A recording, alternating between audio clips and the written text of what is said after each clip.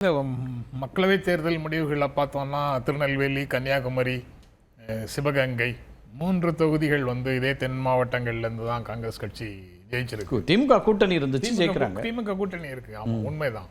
திமுக கூட்டணி. அனிதா ராதாகிருஷ்ணன் திருநெல்வேலிக்கு போலன்னா வெற்றி பெறுவாரான்னு நீங்க ஆர்கேட்ட கேட்ட தெரியும், ஏன்னா களத்துல இருந்தார் அவரு.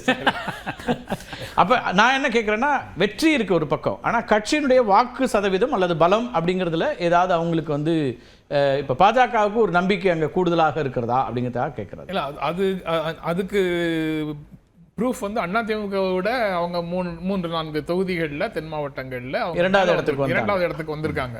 அது மட்டும்தான். மற்றபடி அதனாலதான் இங்க மதுரையில இருந்து தென் மாவட்டங்கள் குறித்த அக்கறையை பாஜக அதிகமாக வெளிப்படுத்துகிறது. அப்புறம் அந்த நண்பர் பெருமாள் மணி சொன்னதனுடைய நீட்சியாக அவர் பலவீனமாயிருக்குது அதிமுக தென் மாவட்டங்கள்லன்னு சொன்னார்ல, அந்த பலவீனமான அதிமுக அந்த பலவீனமானதுக்கு ஒரு குறிப்பிட்ட வாக்குகள் வந்து ஒரு குறிப்பிட்ட சதவீதத்தில் இருக்கக்கூடிய வாக்குகள் அவங்களுக்கு வராம போகுது. அதை என்கேஷ் பண்ணி தன் பக்கத்துல தன் பக்கத்துக்கு கொண்டு போறதுக்கும் பாரதிய ஜனதா கட்சி முயற்சி செய்யுது. அதனுடைய காரணமாகவும் அங்க கவனம் போகலாம். அது இந்த எலக்டோரலா நீங்க பாத்தீங்கன்னாலும் 2021 தேர்தலில் 4 எம்எல்ஏக்களை பாஜக வென்றது. அதுல 2 கொங்கு மண்டலத்திலையும் 2 தென் மாவட்டங்கள்லயும் தான் இருக்கு. 2024 அவங்களுக்கு செகண்ட் பொசிஷன் வந்ததுல அதிகமான தொகுதிகள் தென் மாவட்டங்கள்ல தான் இருக்கு.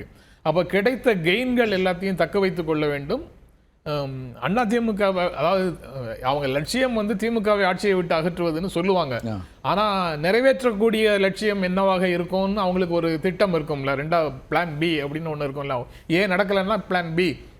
அது வந்து 2வது பெரிய கட்சியாக தமிழ்நாட்டில் தன்னை முன்னிறுத்துவது, அதிமுகவுக்கு ஏற்பட்டிருக்கக்கூடிய இழப்பை முழுக்க தனக்கு சாதகமாக மாற்றிக்கொள்வது அப்படிங்கிற திட்டத்தை அவங்க செயல்படுத்த தொடங்கி இருக்கிறார்கள்.